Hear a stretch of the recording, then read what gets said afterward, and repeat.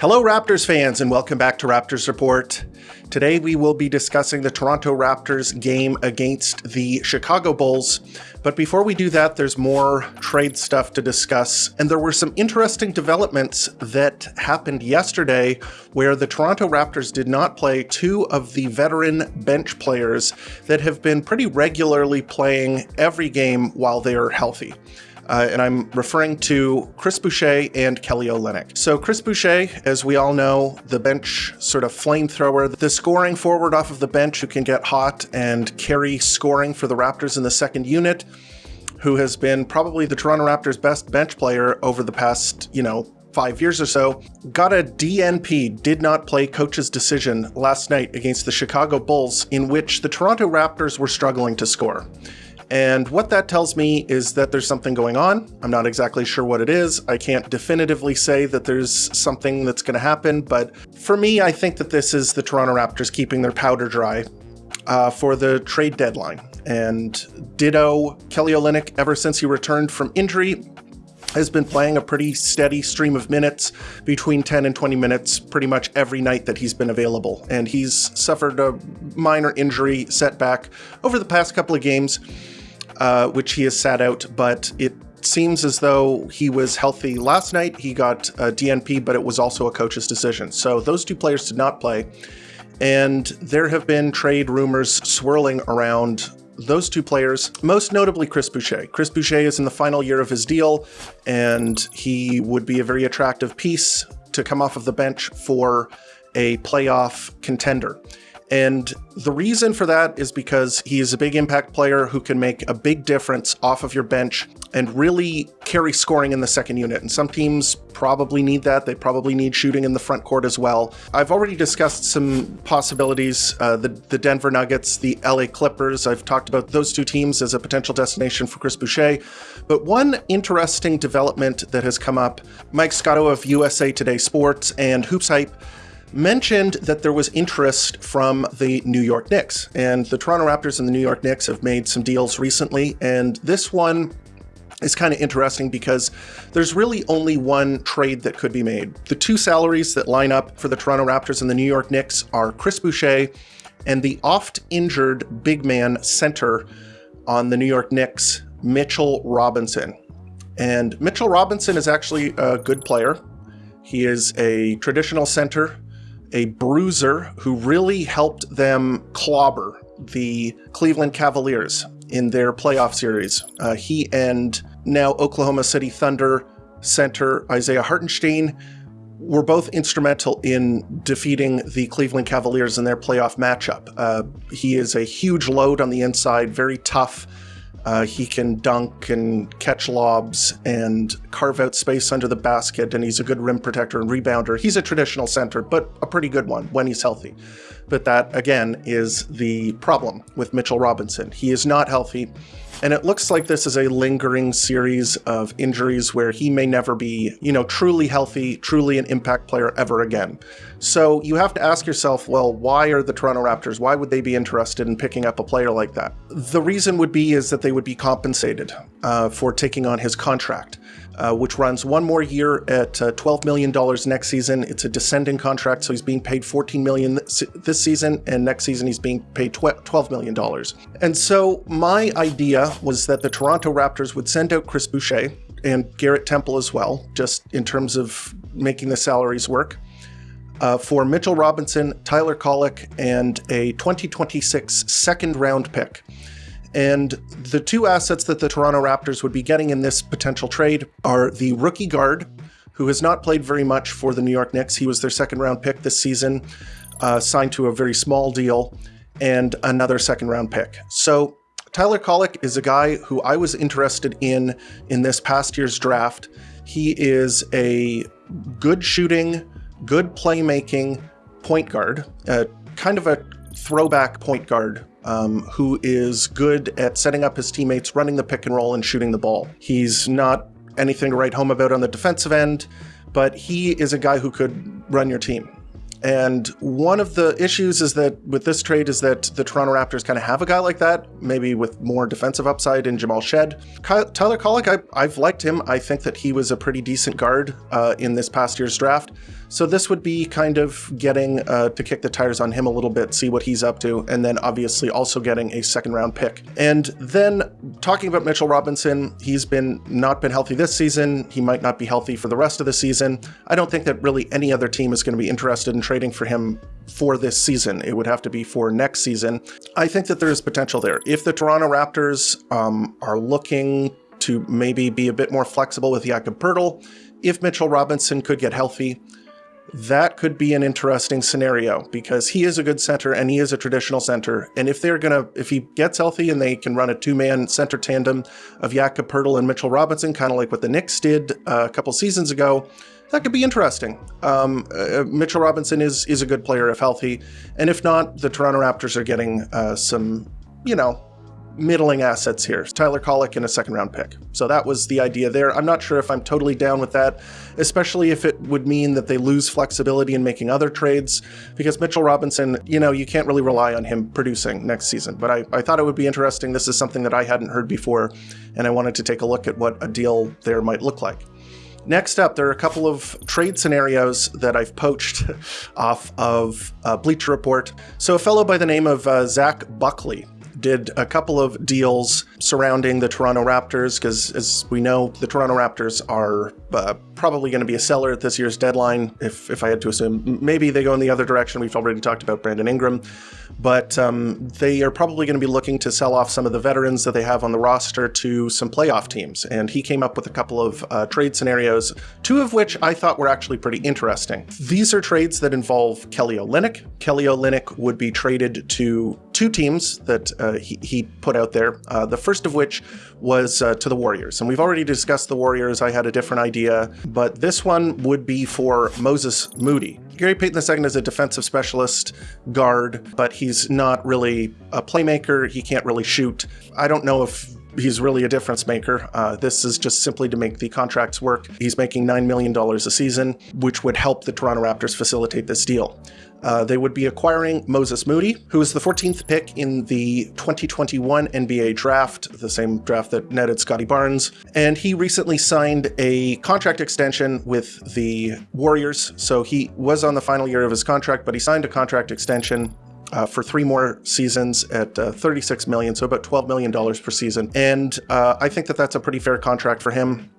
Moses Moody would be being sent out to the Toronto Raptors to get Kelly Olynyk and Garrett Temple. Again, Garrett Temple being thrown in to make salaries work. Love you, Garrett, but if it's a deal like this, I'm definitely down for it. Kelly Olynyk, we've discussed what he could do with the Golden State Warriors. He is definitely a Golden State Warriors type player, ball mover, can shoot. You can put the ball in his hands and run plays around him. You can have guys come off screens like Steph Curry and he can find them. He can do a lot of stuff for their offense. For the Toronto Raptors, Moses Moody is a pretty interesting 3-and-D wing. I don't know how good he is defensively. I think he's decent defensively, but he does have a good three-point stroke. And he would be another wing that the Toronto Raptors could add to different lineups. Wings in the current NBA are the building block for pretty much any team. You want to sort of hoard these guys because you can play them in a bunch of different lineups. You can play them at the 2, the 3, sometimes even at the 4, like we watched the Chicago Bulls do last night. That's something that you can do with wings. You can play them up and down the lineup, combine them together. It's easy to play these guys and make space for them in your lineups. So having a guy who can shoot the ball, play a little bit of defense on a decent contract, pretty young still. I mean, he's turning 26 next season, so it's not like he's like super young, but he looks like a pretty decent role player, and this would be a great trade. I'd be totally down for this. I think that he would be a great pickup for the Toronto Raptors, getting him for Kelly Olynyk. I don't know how realistic this was, but it was a trade that was proposed, so you got to take a look at it, and I would definitely be down for this. I don't know if the Warriors would be. And in fact, maybe the Raptors would have to send back a little bit of compensation the other way, maybe a second-round pick or 2 or something like that. But even then, maybe I'd be interested in that kind of swap because I do like Moses Moody as a role player. Next up, let's look at the next trade. There was another one that was proposed, and there's some interesting things going on here. So this one was to the Dallas Mavericks, where the Toronto Raptors would be sending out Kelly Olynyk for Maxi Kleber and Jaden Hardy. So The real prize here would be Jaden Hardy. Jaden Hardy is a sweet shooting guard for the Dallas Mavericks. He's still very young. He's 6'4", kind of plays in the off-ball spot, but the guy can really shoot the ball. He shot over 40% from three 2 of the past 3 seasons. In the season he didn't, he was like 36% from the field, so 2 40% seasons and 1 36% season. That's pretty good. And he was doing that from age 20. So he is a bench shooter. He looks like he could be a consistent role player that brings an in-demand NBA skill, and the Toronto Raptors would be getting him essentially for taking on Maxi Kleber's contract. So Maxi Kleber, another injured guy, a guy who really can't stay healthy. He hasn't really been able to play for the German national team. And for the Mavericks, he was a good defender, good 3-and-D guy at the forward big spot, but now he's past that window where he's like an actual rotation player, and he's on the hook for another $11 million next season. So this would be a way for the Mavericks to kind of cycle out a guy who is a non-contributor in the forward/big spot for a guy who can come in and shoot the ball in Kelly Olynyk, who can make plays for their very, very talented guards, Kyrie Irving and Luka Doncic. And this, I mean, again, I like Jaden Hardy. I think that he is a future, like, good role player, and he's still very young. He's actually younger than Moses Moody. Although he's not the same size as Moses Moody, I think Moses Moody has more two-way potential, whereas Hardy is a much better shooter. So there's two different kinds of things. He's younger, he's a shooter. He might have some, some other stuff to his game. So he doesn't get to play with the ball a ton, but this is a guy that can bang shots. He is a shooter. He seems like a guy that maybe it would be worth taking on board and giving him some minutes and see what could happen. So I like both of those trades for the Toronto Raptors with Kelly Olynyk. And it would be, in my opinion, kind of a home run for the Raptors, where they would be getting a guy who looks like a rotation piece in Ochai Agbaji, who's really come on this season, and then turning Kelly Olynyk into another possible rotation player as well. I think that would be a good bit of business for the Toronto Raptors. So those are two trades that we can take a little peek at, because obviously what happened last night was that those two players did not play at all, and they were coaches' decisions. So you have to wonder, is this a mandate from above? Are these guys on the move? Are they trying to keep them healthy? Just make sure that nothing happens to them before they can trade them. That's kind of what it seems like to me, although obviously I can't be sure. But that's a good jumping off point to get into the player evaluations, because the Toronto Raptors played last night and they lost to the Chicago Bulls pretty convincingly. This was a competitive game until about halfway through the third quarter, at which point the Raptors just kind of fell apart. They had a bunch of defensive miscues, and really one of the biggest issues with the Raptors was that they were not able to score. They really struggled against the defense of the Chicago Bulls, which looked actually quite sharp last night. So let's get into it. This is a tough one to talk about because every player in the starting lineup did not have a great night, including the guy that I'll talk about first, Scotty Barnes. So Scotty Barnes had 20 points on 20 shots, so not great. 0 of 2 from 3, so he wasn't jacking up threes, which is fine. 4 of 5 from the free throw line. 10 rebounds, 5 assists, 0 steals, 1 block, 1 turnover. Good defense, but this was a tough game for him.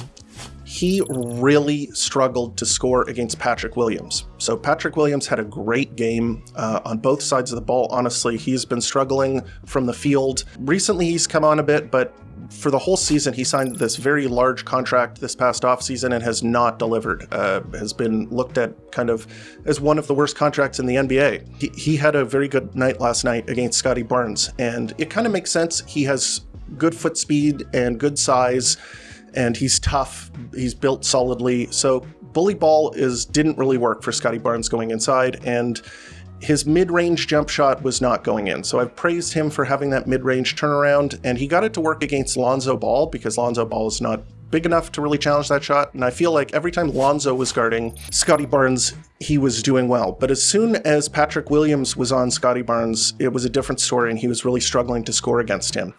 And I feel like this was a game where he was too inefficient. If he could have scored a little bit better against Patrick Williams, I think this whole game changes. I think that the Bulls might have to start doubling a little bit more, and then his playmaking would take off. So he did have a good statistical night, not from a scoring perspective, and he was pretty good defensively. He was challenging shots around the rim all night long, and really kind of helping Jakob Poeltl out inside. But there were a lot of issues, especially especially when the Bulls went small, where he would have to track players on the perimeter. I think that his real forte is providing help defense around the basket, which he did do, but there were certain situations where he would have to go to the perimeter and guard a smaller player, sometimes Kobe White, sometimes Ayo Dosunmu, and he has good lateral foot speed for a big / forward, but some of these guys are very explosive, and they got past him a couple of times. And so a mixed effort from Scottie Barnes. If he was more efficient, he'd run away with it, but for lack of competition, really, he gets the top billing, because this wasn't a very good game for pretty much anybody in the starting lineup. Next up, we'll go to the guy who returned. So we'll go to Immanuel Quickley next. Immanuel Quickley had 14 points on 5 of 8 shooting. He was 3 of 5 from 3, so he was very efficient. 4 rebounds, 2 assists, and one cool, very good block shot where the Bulls got out on the fast break and he was able to dig in and block a shot and actually recover the ball. He was behind his man on the break. It looked maybe more like a steal, but they counted it as a block, so good for him there. I think that he was definitely on a minutes restriction, so he only played 15 minutes last night. But if you can get 14 points in 15 minutes and you are banging shots from the outside, there was a really nice play where the Bulls were guarding him with Josh Giddey, who has lateral foot speed concerns. So he was giving up quite a bit of gap to Immanuel Quickley. Immanuel Quickley being a very, fast player, Giddey did not want to have him blow by, so he gave him a pretty big cushion, and Immanuel Quickley was able to punish that by using his dribble to step back and pop a 3-point shot, which just went in. The bucket was looking very big for him. Hit a number of very nice shots off the dribble, and that's really kind of what he can do. And unfortunately, he was in a losing effort, and there's a lot of people who are saying, well, Quickley, he comes back, and the Toronto Raptors lose. The Toronto Raptors, oddly, did not play a bunch of the players that they had been playing during their winning streak. So obviously Chris Boucher is a big part of the bench. He didn't play at all. So let's keep that in perspective. And another thing that I've mentioned many times before is that when the Toronto Raptors have a more balanced lineup in the starting lineup, they look better with offense and defense. So if you are going to start an Immanuel Quickley, perhaps you should consider playing Grady Dick off of the bench, or even RJ off of the bench, that kind of thing, for somebody like Ochai Agbaji. Anyway, I thought he had a good game. I thought he had a good return to action, and I do not blame him for the Raptors losing this game. Next up, we'll go with RJ Barrett, and RJ Barrett had a kind of iffy game.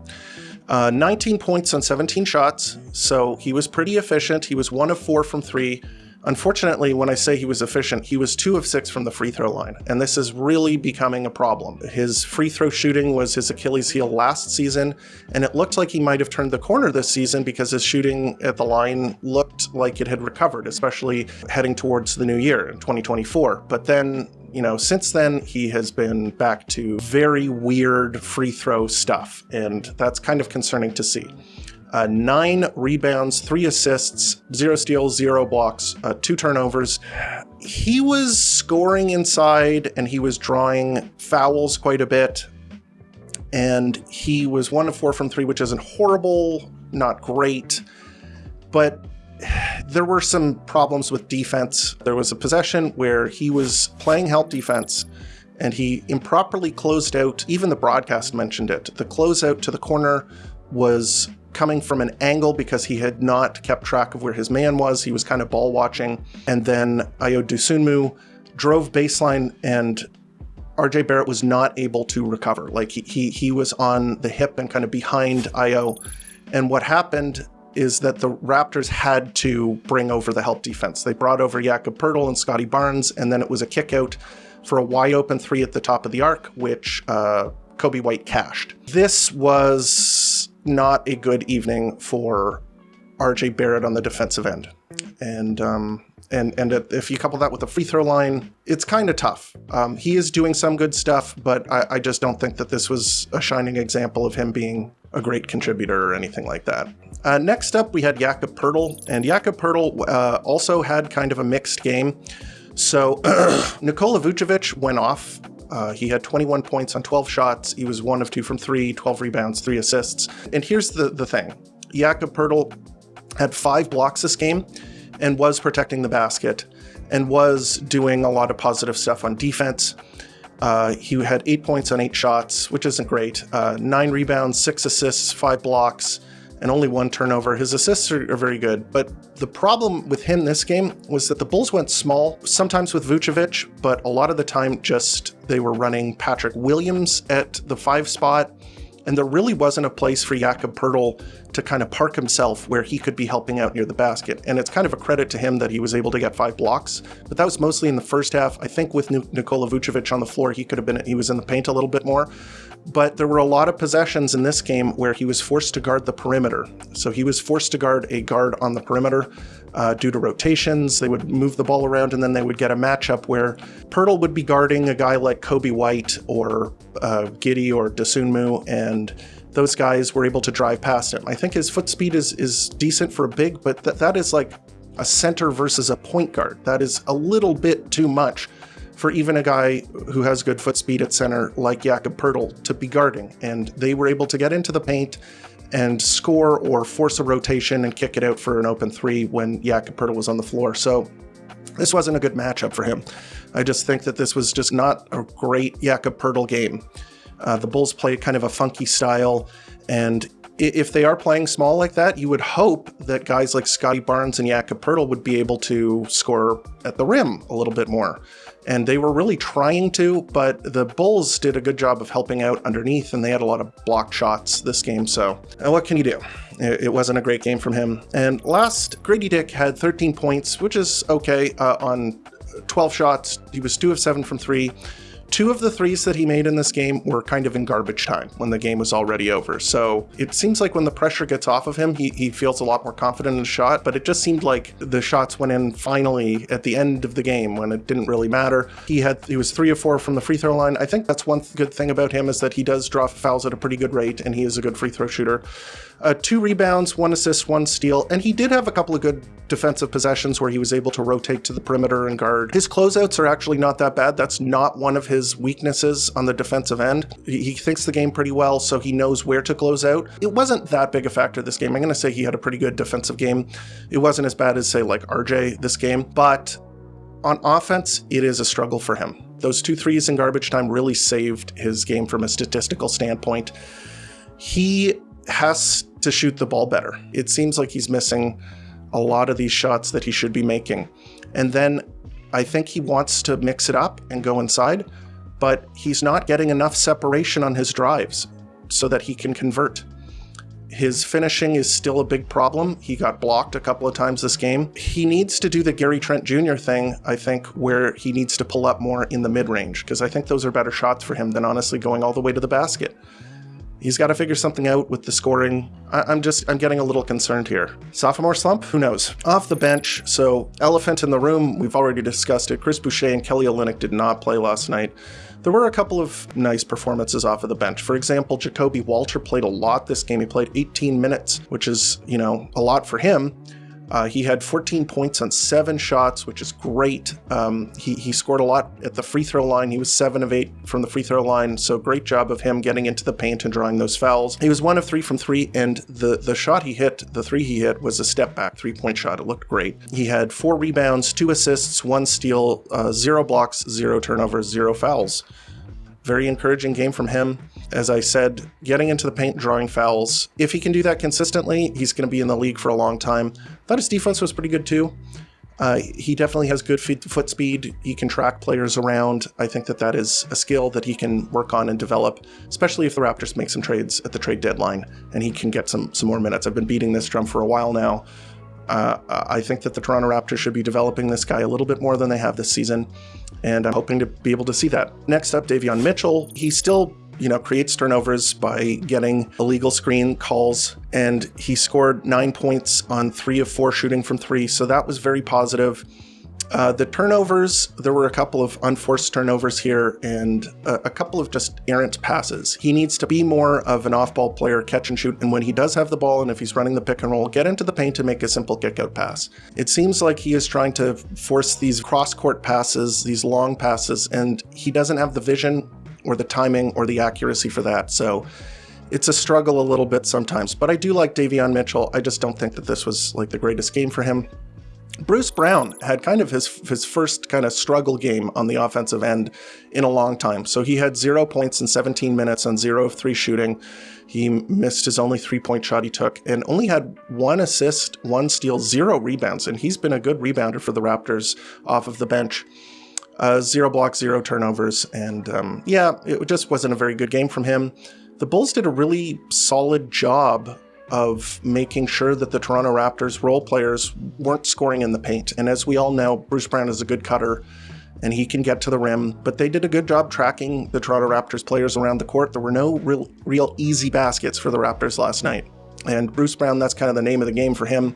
It sounds like an insult, but really he is good at getting easy baskets because he moves into the open space. He finds gaps on the floor and he's very sneaky and he can score that way, but he wasn't able to find that. And I think one of the reasons is because there were no Raptors that were really creating big advantages. And that's where he really feasts, is because he makes himself available for passes. And if there are doubles, he's really good at finding gaps in the defense where he can either shoot an open 3 or, score on the inside. And his floater wasn't dropping. So I kind of a little redeemed there. God, I'm bouncing back and forth like crazy on this guy, but not a great night from him.